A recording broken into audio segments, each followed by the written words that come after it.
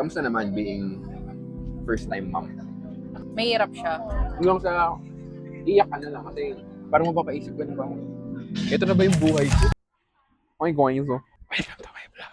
Hi guys, so nandito na kami ngayon sa Kubli kasi lang and we're gonna have a date. Ayun yung ano labo? Yung logo nila. Kasi ngayon ako nakapasok dito dati. Oh, it's like this.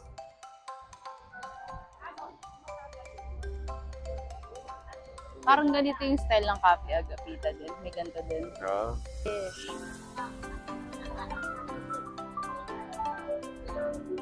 Hindi ko dala yung ganun, dala na. Ano yun? Speaker? Oo. Oo nga. Nasabihin ko na sa iyo kanina eh. Nakalimutan ko. Giant quesadillas. Sige. So may sabaw. Ah, may sabaw. Bulalo.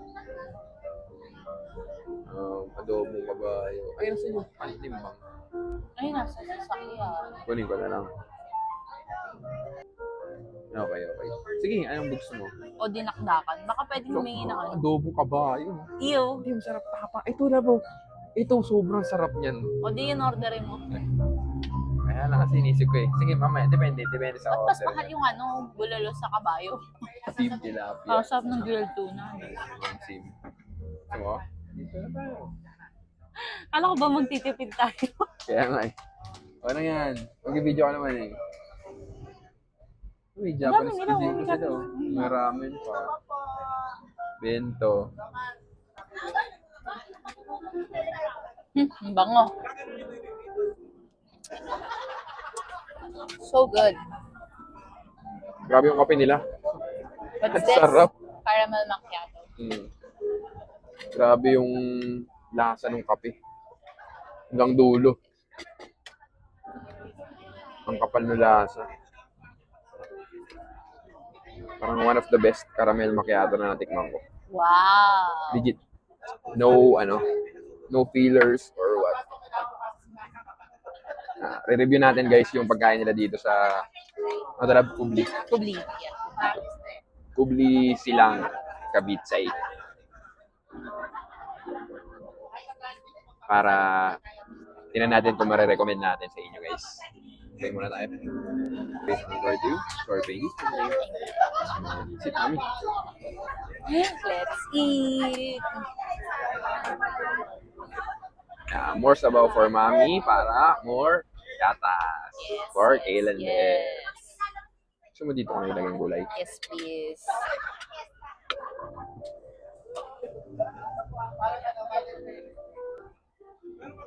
Wow.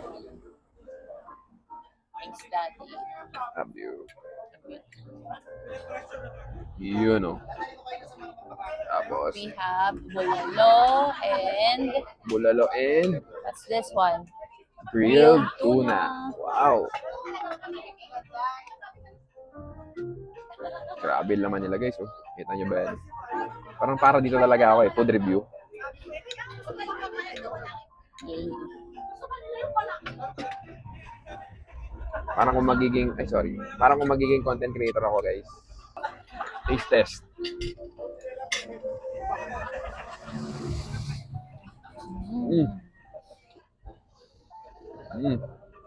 Malilamnam siya guys. Ay. Actually malamig dito sa silang kaya mabilis lumamig yung sabaw no? Parang nakalagay siya sa ano. May apoy no? Oo. Ay, ito yung bone marrow eh. Oh. You wanna taste it? Dati pa yung tissue. Ayoko. Kahit konti lang. Ayoko. Konti lang. Laki. Sige na, go.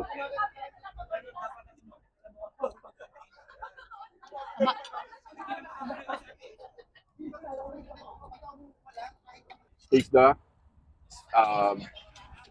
Tuna. tuna. Grilled tuna, no?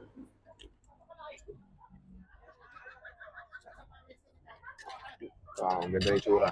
Parang siyang lechon. Cheers tayo, mami. Wait. Cheers.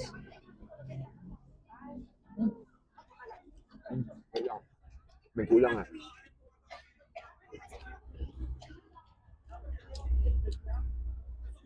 Tapos, laman for mommy.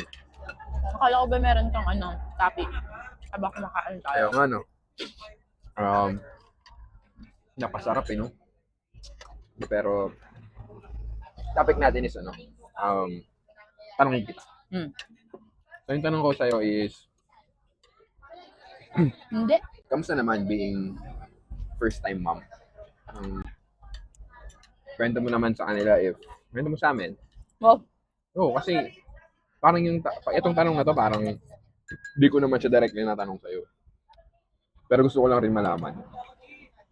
Kamusta? Like, kamusta siya? Lahat. Simula nagsimula hanggang ngayon. Siguro yung simula, ano siya? Mahirap siya. Pero ngayon kasi parang manageable kasi may katulong natin si mama. Yeah.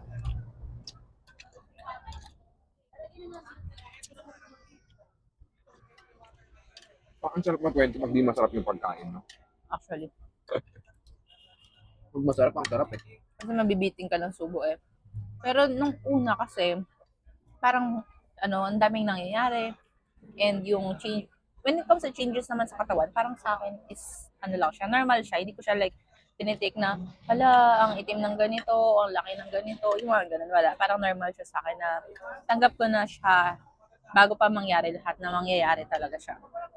And, na-excite pa nga ako nun kasi parang there's so much thing na parang sobrang galing ng katawan ng babae na nagagawa yun.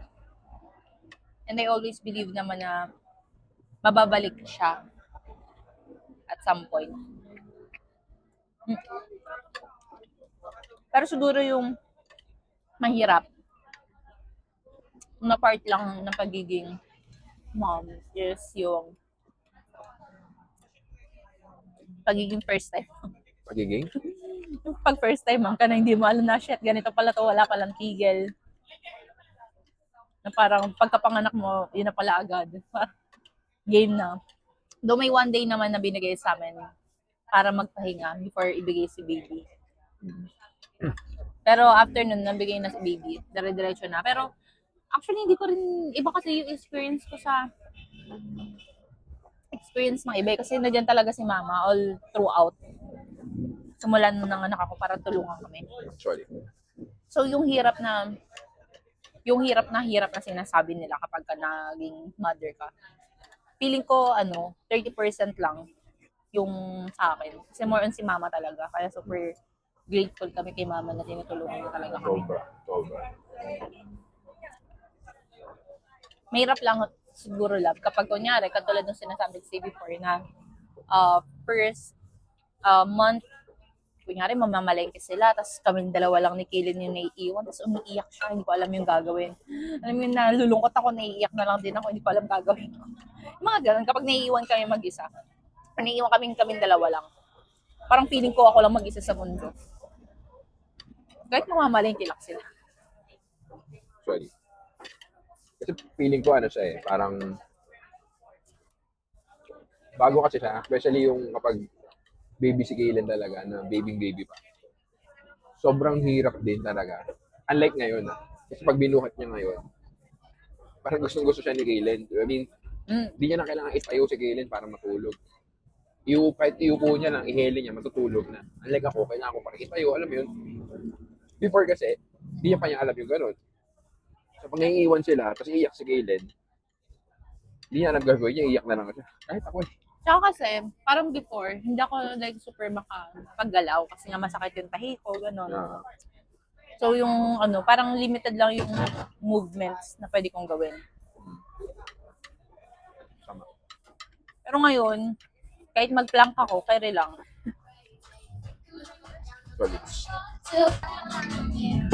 Pero sobrang thankful talaga kami kay Mama O. Kasi kung wala si Mama O, feeling ko sobrang hirap. Sobrang hirap, especially yung mga moment na alam mo yung nag-work ka, tapos gusto mo magpahinga pero hindi ka makakapagpahinga kasi alagaan mo si Kaylin eh. So, sobrang thankful na may tutulong talaga sa'yo. Actually. Ikaw naman, Dad. How's your experience being a dad? Actually, Nagbabalik na ako ng tanong sa'yo. yeah, very good. Marunong ka na. Marunong ka na mag-vlog. Marunong na ako makipag-conversate. Yan. De, pero sa akin, nung umpisa din, kasi umiyak ako eh. Alam mo yun? Parang Umiyak ka? Huwag ka umiyak. matitest kasi yung patience mo eh. Ah, And then yung time na wala si Mama Au, kasi nagpapahinga ka. mm. Tapos ako lang rin kikilit. Talaga? Oo. Parang anong weeks lang? O months lang? Basta, baby pa siya nun eh. Tapos, alam mo yung hindi mo siya mapapatahan. Tapos gusto mo rin magpahinga. Pero, aalagaan mo siya. At hindi kahit anong gawin mo na technique, hindi mo siya mapatahan. Tapos first time mo lang siyang gagawin. Parang mapapaisip ko na ba, ito na ba yung buhay ko? Ganito na ba ako? Matitest yung patience mo. Hanggang sa iyak ka na lang kasi wala eh, parang wala kang choice eh. Andiyan ka na eh. Pero nung mga una lang yun. Ngayon kasi, pag hinihili ko sa gilid, natayo lang ako. Tapos kakantahan ko lang siya. Yung kanta sa ano, Hello Love Again. Tapos, nakakatulog siya. Pero wala pa rin natalo sa mama niya. Pero yun, feeling ko nga rin yung hirap is sobrang bawas siya. Dahil talaga sa tulong ni Mama Au. Kasi yung guidance nandun eh. Like, isipin mo na lang, paano siya paliguan. Isipin mo first time mom and dad ka, marunong ka ba magpaligo ng bata? Hindi, di ba? Alam mo ba kung saan nahawakan? Alam mo ba kung paano, di ba? Pero, dahil dyan si Mama Au, alam mo yun, siya yung nagtuturo sa amin, ginagawa niya. So, kaya na namin gawin. Pero most of the time, siya pa rin gumagawa. Up until now. Mm. So, alam mo yun, yung hirap. Sobrang bawas talaga siya. Pero, alam mo yun, sa umpisa puro hirap eh. Pero pag lumalaki na siya, tulad ngayon, kumakain na. Napapakain na namin ng puree. Nasa ibang stage na siya eh. Kumukulit na kasi siya. Alam mo, nakikipaglaro na siya sa'yo. Kaya mo na siyang laruin, di ba? So, medyo masayang part na to. Alam mo, nandun ka na sa part na yun. Siguro when it comes down to ano, yung sa life changes mismo, yung nagbago, if nagbago ba, yes, magbabago talaga. Kasi mag-iiba ka na ng priorities in life. Eh. Siyempre, gusto mo nilang best para sa anak mo, best para sa sarili mo din. Kasi para sa kanya yung pag best mo, best rin para sa kanya. Mm. If iisipin ko siya, to be honest, masaya. Masaya. Mas masaya kaysa yung nakakatakot. Hindi. Kasi kung tanongin ko sarili kung natakot ba ako, hindi ako natakot eh. Yung ginawa mo, hindi ka natakot na. Hindi ako natakot eh. Parang feeling ko ready ako. So, ayun, masaya siya so far, mami. And feeling ko, mas mafe-feel niyo yun if you have the right partner, syempre. And with the right help. Kasi feeling ko yung mga walang help talaga, like, yari, walang katulong, sila talaga. Wala kasama sa bahay. Sobrang idol ko kayo. Sobrang bilib na bilib ako sa inyo. Kasi, I can't imagine na ever since nag-start kami, tapos kami dalawa lang, kasi baby. Parang, Hindi ko mag-aaway lang. feeling ko araw-araw talaga mag-aaway. Siyempre, stress. Pagod po yan. Diba? Pero with the help, sobrang dali na. Alam mo, isa pa sa parang feeling ko nakakatawa sa mga ganyang vlog. Tapos, kahit sabi mong content siya, pero pag tatanong ka, yun. Tatanong ka, pabalik. I will get to know each other. Ay, hindi natin sila pag-uusapan on a daily basis. Mm. Kasi pagka kunyari nag-usap tayo, ano lang, okay. Sige, pwede na yan. Oo, nag-usap naman tayo, pero hindi natin to tinatanong sa isa't isa. Kamusta naman yung naramdaman mo nung, di ba? Mm. First time nung naging mami ka. Hindi mo naman tatanong yun ng normal eh. Mm. Pero with this, kami yung mga ganitong moment.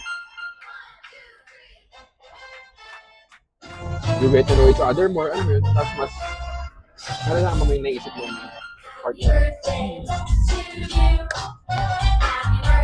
Ang baby. Nakakatuwa. Kasi, nagbabago na talaga ako. I'm amazed sa sarili ko. Alam mo bakit? Bakit? Tinatanong mo ba lang kasi pinangunahan mo? Siyempre. Bakit? Parang sagot mo, okay, ang galing mo. Walang bakit. Kasi nga, bakit nga? Kasi kung nung before,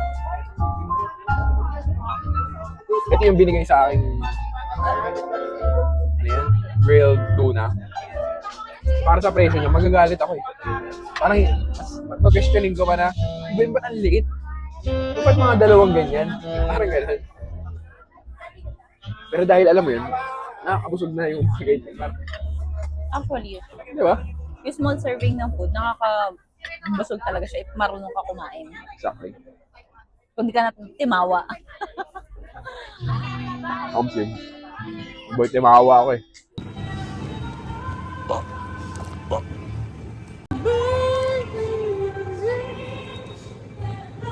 Halina mo, boss. Diba? We're going home now.